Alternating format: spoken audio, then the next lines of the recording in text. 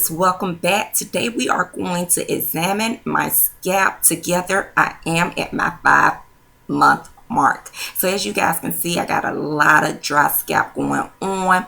Therefore, there's a lot of dandruff. The weather here is changing, so that's why I'm going through these changes with my scalp at this time. I don't know if you guys can see or not, but there is a lot of buildup near the root of my scalp, and I do believe I know where this is stemming from. One, I haven't been home, so I haven't really been caring for my hair in the way that I should. I've only had access to a cotton scarf, and this is just a big no-no in my opinion for locks.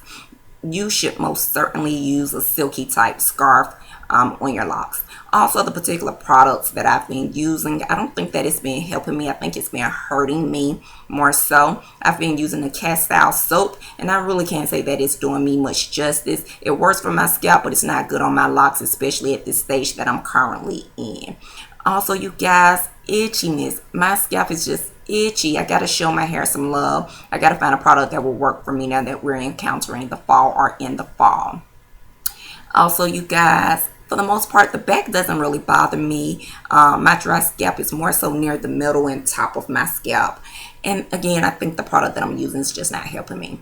I had a fresh interlock. This is the tool that I use. If any of you guys are wondering, I absolutely love this tool. I purchased it online. If you're interested, let me know. That concludes today's video. Smooches.